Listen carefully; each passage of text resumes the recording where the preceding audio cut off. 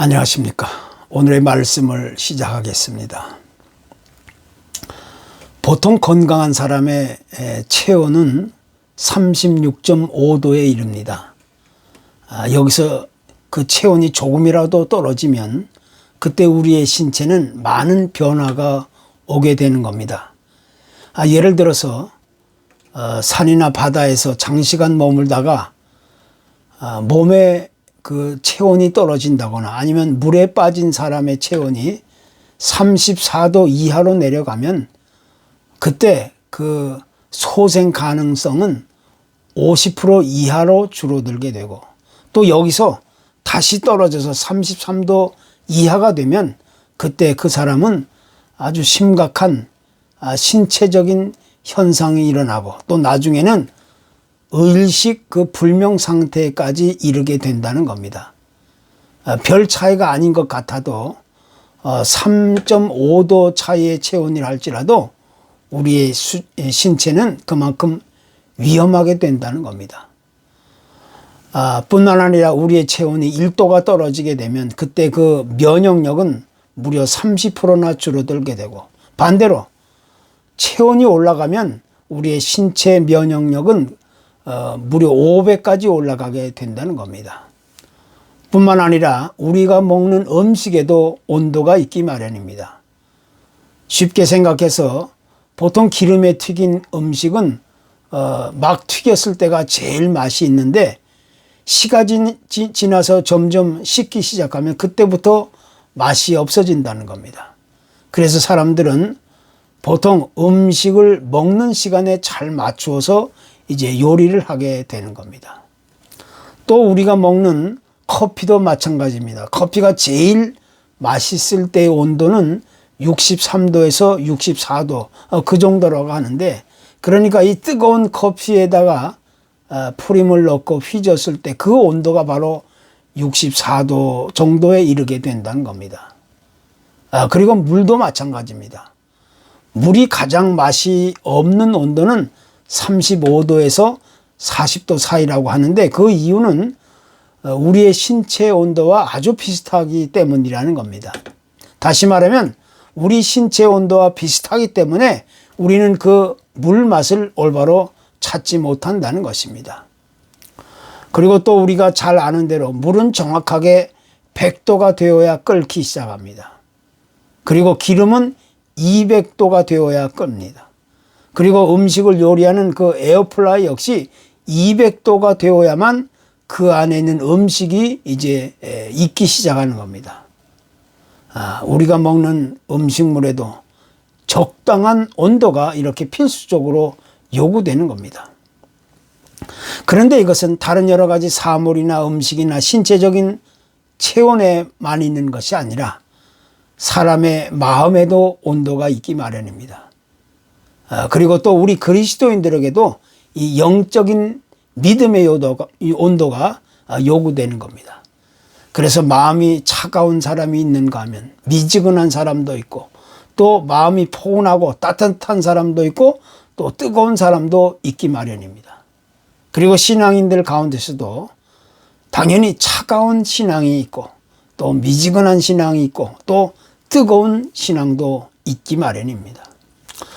예수님께서 십자가에 달려 죽으셨다가 3일 만에 부활하신 후에 예루살렘에서 아주 가까운 엠마오라고 하는 그런 마을로 이제 가시게 되었습니다. 그런데 마침 그때 어떤 두 제자가 그곳을 향하고 있었습니다. 아마도 그 두 제자들은 예수님의 비참한 그 죽음을 목격하고 더 이상 예수님에 대한 그 기대나 희망을 가질 수 없을 것이라고 생각을 하고 이제 초라한 모습을 가지고 그곳으로 가고 있었을 겁니다.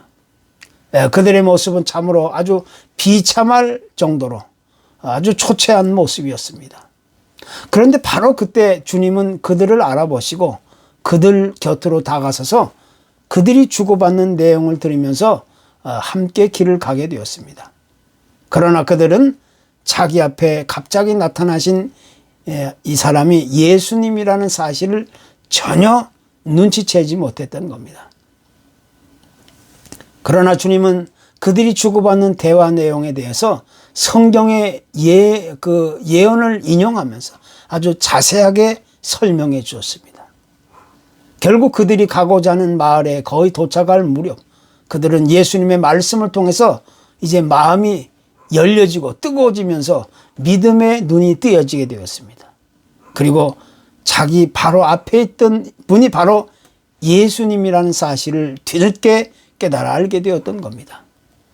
다시 말하면 그들이 주님의 말씀을 듣기 이전에는 돌같이 차갑고 딱딱한 굳은 마음이었지만 이제 주님의 말씀을 직접 듣고 난 이후에 마음이 뜨거워지고 믿음의 온도가 점점 올라가기 시작하고 결국 전에 느껴보지 못했던 진정한 믿음의 사람으로 변화될 수 있었다는 것입니다.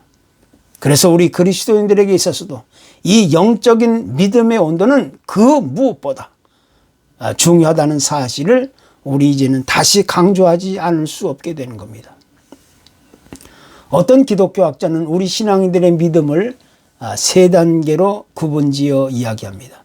첫 번째는 인지적인 단계의 신앙을 이야기합니다. 이 단계는 단순하게 내가 믿는 대상을 그저 지식적으로만 알고 이해하고 믿는 수준을 의미하는 겁니다. 그러니까 이 단계에 있는 사람들은 그냥 교회에 다니는 그런 수준에 불과할 뿐입니다. 진정으로 믿음을 고백하거나 행동하는 것이 아니라 그냥 단순하게 종교적이고 형식적인 그런 믿음의 수준에서 살아가고 있는 사람을 말하는 겁니다. 그리고 두 번째는 신뢰적 단계의 신앙이 있습니다. 처음에는 단순하게 형식적이거나 종교적인 수준에서 믿었지만 여기서는 좀 더 나아가 성경을 통해 전달되는 말씀을 그냥 받아들이는 수준에 이르는 단계입니다. 어떻게 보면 믿음이 있다고는 하지만 사실은 전적인 의지가 없이 단순하게 그냥 정신적인 신뢰 수준에 머물고 마는 신앙입니다. 그리고 세 번째는 의지적 단계의 신앙이라는 게 있습니다. 그냥 귀로만 듣고 인정하고 마음으로 받아들이고 믿는 신앙이 아니라 이제는 전적인 나의 의지와 구체적인 행동이 함께 따르는 신앙을 가리키는 겁니다. 여기서는 믿음의 용기와 결심을 따라 모든 것을 포기하고 또 희생할 수 있는 담대한 믿음을 가진 그런 삶을 이야기하고 있는 겁니다.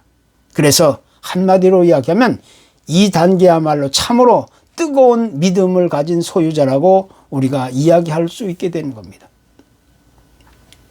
구약의 다니엘은 어린 나이에 포로로 끌려가서 나라를 잃은 서름과 그런 괴로움과 고통을 경험하면서 외국에서의 어려운 삶을 헤쳐가기 시작했습니다.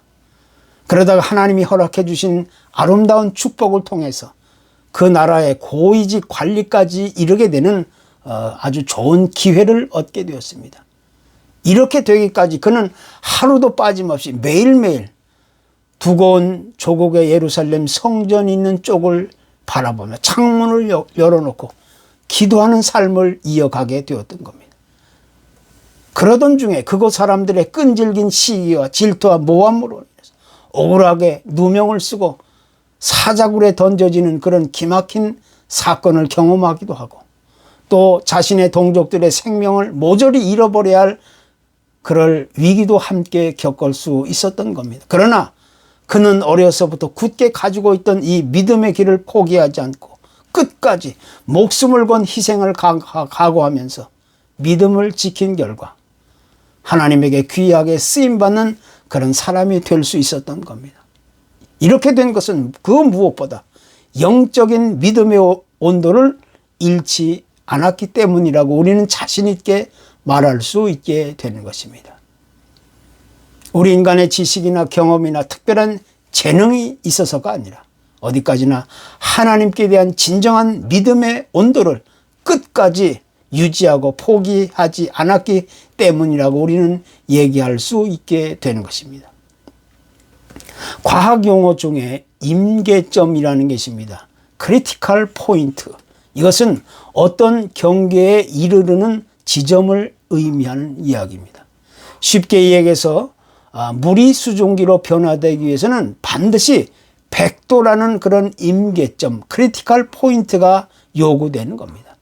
만약 물의 온도가 99도라 할지라도 물은 절대 끓을 수도 없고 수증기가 될 수가 없는 것. 반드시 100도가 되어야만 물은 수증기로 변화할 수가 있는 겁니다. 구약의 여리고 성이 무너지게 되었을 때 하나님은 그 백성들에게 매일매일 그 성을 한 바퀴씩 돌고 마지막 날은 7바퀴를 돌아야 한다고 말씀하십니다.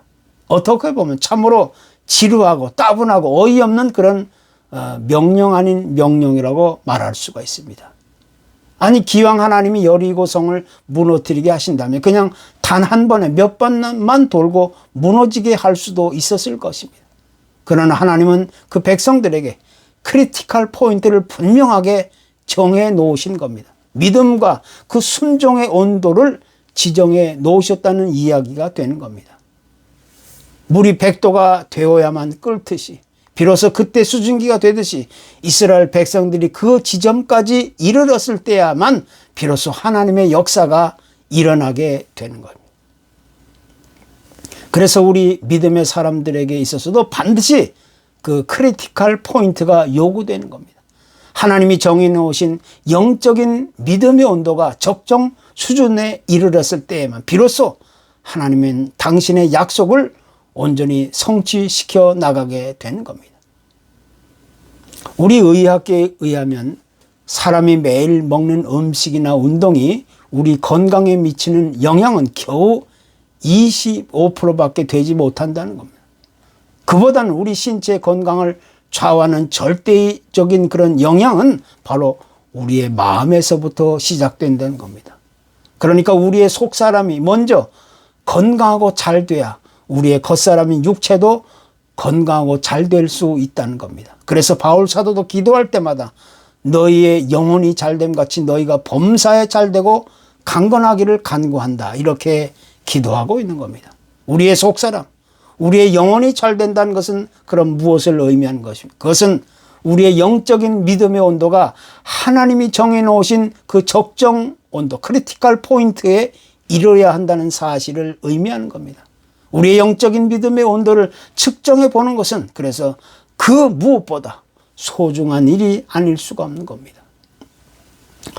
요한계시록에는 7교회에 보내는 편지가 소개됩니다. 그 중에 특별히 라오디게아라는 교회가 있는데 이것은 당시 교통의 중심지 역할을 했던 곳으로서 경제적으로 아주 매우 부유한 도시였습니다. 또 거기에는 온천수도 들어와 있었고 또 양들이 많아서 양가죽으로 만든 제품들이 또 있고 면직이 발달된 그런 곳이었습니다. 또 안약 재료가 생성되는 곳이라서 의학이 발달된 그런 도시이기도 합니다. 그래서 그곳에 사는 사람들은 참으로 부족한 것이 없을 정도로 부유하고 풍족한 아주 안락한 삶을 이어가는데 아무 그런 지장이나 방해가 없었던 축복의 사람들이었습니다. 그런데 불행하게도 여러 가지 다양한 삶의 조건과 상황이 뛰어난 곳이긴 하지만 하나님께 대한 영적인 믿음이 아주 연약한 지역으로서 소문나 있었던 곳이었습니다. 그래서 하나님은 그들을 향하여 이렇게 선언합니다. 내가 내 행위를 아노니 내가 차지도 아니하고 뜨겁지도 아니하도다. 내가 차든지 뜨겁든지 하기를 원하노라. 이렇게 아주 강력하게 말씀하고 계시는 겁니다. 한마디로 이야기하면 그들은 지금 세상에서 육신적으로는 아무런 걱정이 없고 편안하고 안락하고 안정된 삶을 이어간다 하지만 사실 그들의 영적인 믿음의 상태는 형편없는 그런 미지근한 수준에 이르고 있다는 사실을 주님이 지적하고 계시는 겁니다. 그래서 그들은 살아있다고 하지는 하지만 실제적으로는 죽어있는 그런 삶을 살아가고 있는 상황이 되었던 겁니다. 그래서 하나님은 그들을 향하여 경고하면서 너희의 영적인 믿음의 온도를 측정하고 올바른 믿음의 삶으로 나아갈 것을 그들에게 권고하고 있는 겁니다. 특별히 우리의 신체 기관 중에 가장 아주 중요한 심장이 있습니다. 이 심장은 자기 주인을 위해 평생을 쉬지 않고 일을 하면서 내 몸의 온도를 적절하게 유지시켜주는 그런 역할을 감당하고 있습니다.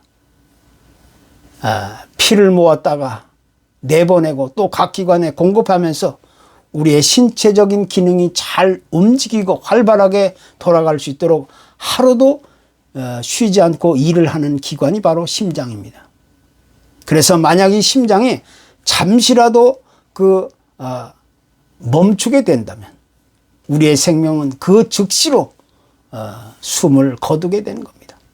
즉 나의 생과 사를 책임지는 아주 막강한 그런 임무를 감당하고 있는 그 기관이 바로 심장입니다. 그런데 여기에 아주 중요한 진리가 하나 있습니다. 심장은 절대 암에 걸리지 않는 기관입니다. 그 이유는 심장에는 온도가 있기 때문, 심장은 뜨겁기 때문입니다. 한시도 쉬지 않고 죽는 날까지 평생을 부지런히 일하고 있기 때문에 온도가 적절하게 유지되고 있는 이유 때문입니다. 그래서 우리의 영적인 삶에 있어서도 믿음의 온도가 적절하게 유지될 때 비로소 하나님이 정해놓으신 온전한 축복의 삶을 우리도 유지해 갈 수 있게 되는 것입니다. 감사합니다.